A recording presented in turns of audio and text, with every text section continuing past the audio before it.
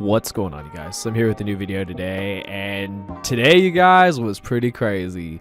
We had Guru Control winning the Remote Duel Invitational, piloted by Cesar Rodriguez. Shout out to you, bro. And I'm here to tell you guys why Guru Control, of all decks in the format, won this Remote Duel Invitational. If you guys are new here, consider subscribing, hit that notification bell. You guys be notified whenever I upload. You also be notified when I stream over here on YouTube as well as Twitch. Links are in the description.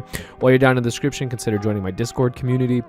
If you want to purchase any of these cards to build this deck yourself or any other cards in general, please use my TCG player link, as a portion of what you spend will go back to the channel. It helps me out and I really do appreciate it. And last but not least, if you further want to support me in the channel, consider becoming a channel member by clicking the join button or joining my Patreon. With all that out of the way, first and foremost, I want to give a shout out to my boy Bortle. You already know he has the interview with Chris, and it's just really with Caesar, which is just really awesome. So I want to get into this for you guys, since I am, unfortunately, I know a lot of people don't like it, but your boy loves him some Guru. I really do.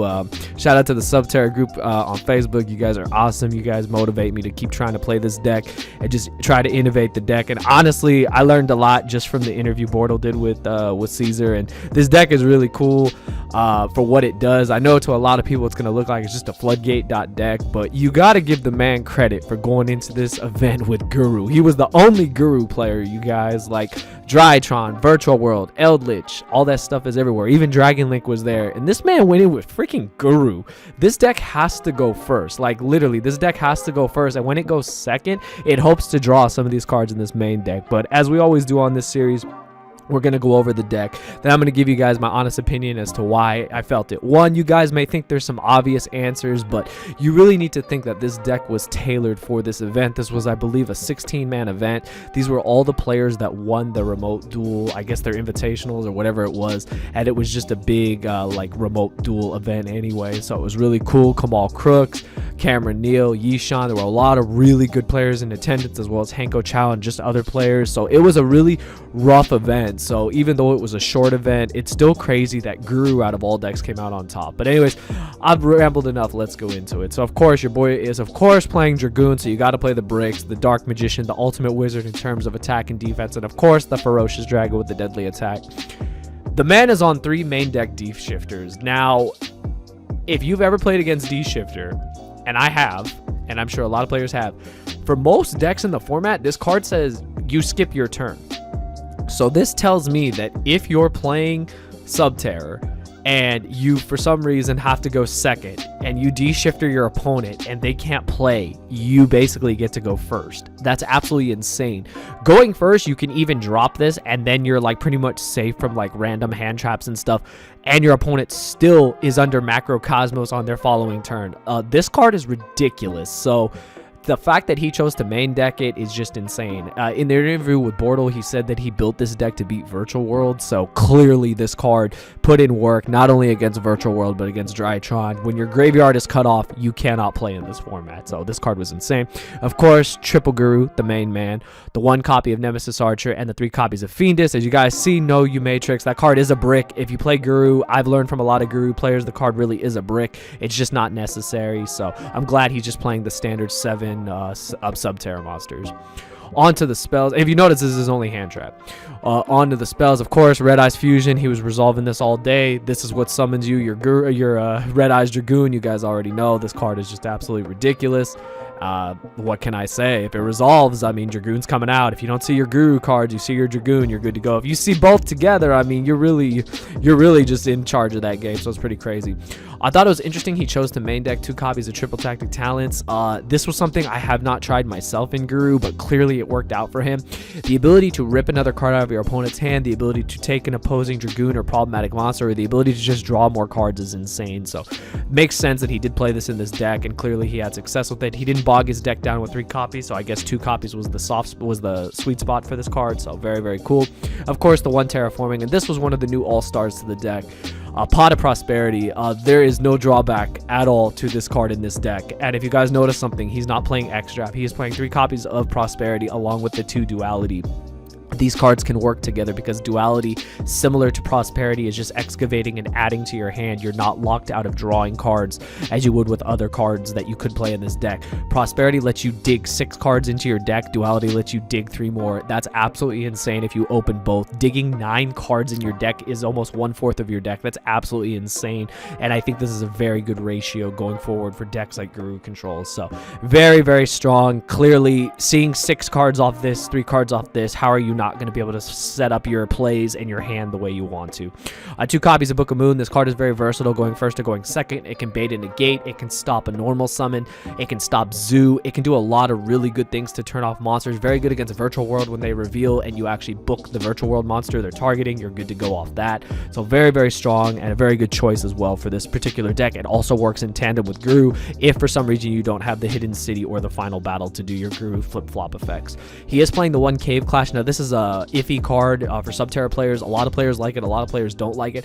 However, this card is very strong. All Subterra monsters do gain 500 attack and defense, and if one of the Subterra monsters inflicts battle damage, you can target a Subterra card in your graveyard, accept itself, and add it to your hand. This is how you recycle your Phoenixes, which is insane because it's just more negate. So it's very, very strong. I like this card a lot. Of course, 3 copies of the Hidden City. This card has protection. This card has the Hanger effect to search you a Subterra monster. This card does everything for you. The 2 copies of Final Battle. It has 4 effects. They're all broken, so this card is great. And on to the floodgates. And I know this is where everyone's going to roll their eyes and say, oh, this is why this deck won. Well, summon limit is pretty broken. Virtual World needs to summon a ton of times. Guess what happens when you can only summon twice? You don't get there. You don't get to VFD with 2 summons. Summon limit just completely locks you out of the game. So this was a very good meta call on his choice to place summon limit in the main deck. The 2 copies of There Can Only Be One. Same thing. Locks out a lot of players. Like this card is just like iffy in certain matchups, but this card is still a very powerful floodgate. Like when you put your opponent on only being able to control 1 of each type, it's very, very strong. And then he rounds it out with the 5 Solemns, 2 Strike, 3 Judgment. This deck is insane. Like a lot of people will say this deck has to go first. It can play going second. It will struggle a little bit, but Shifter can get you there. And when you back your plays up like Dragoon and the Guru plays with the Solemns, you're just in a winning position. Main deck was 41 cards, the Raphael Nevin special.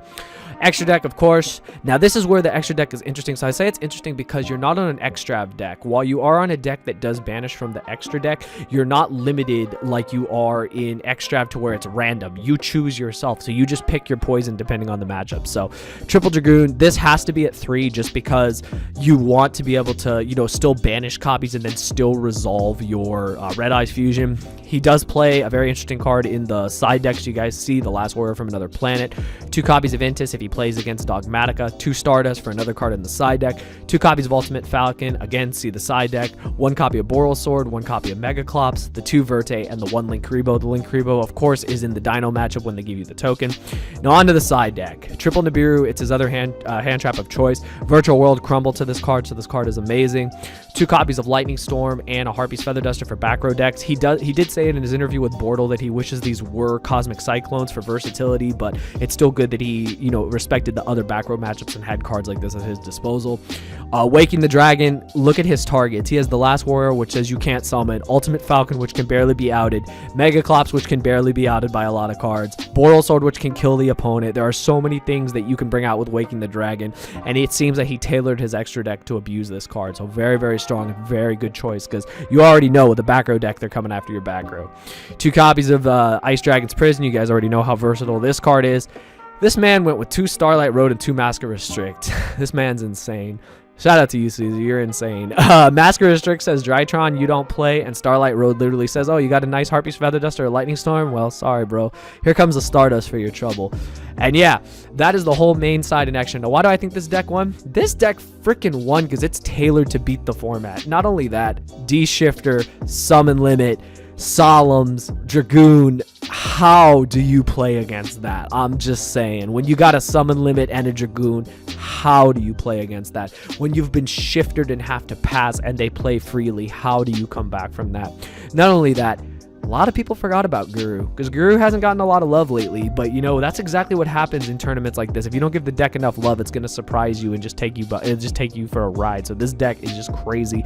Very well built, very well tailored to the format. Now, I know a lot of you guys are saying this deck won because of the floodgates. Yeah, it kind of did. If you want to spend 20 minutes to combo and it takes one floodgate to shut you down, I mean, it is what it is. It's Yu-Gi-Oh, you guys. And I think one of the other reasons this deck won is that not only is this deck tailored to beat the format, but it does actually have the ability to go second, as weird as that sounds. When you lose the die roll and you're forced to go second, he does have the tools to play second, and I think that's where the deck building comes into rotation, that it was very smart to play cards like Shifter and cards that allow you to tell your opponent to still pass their turn so that you, in a sense, get to start on the third turn. It's pretty crazy when you think about it. Like, I'm telling you, like, it's a really crazy concept, but the way this was built, I think, was very well tailored to this event.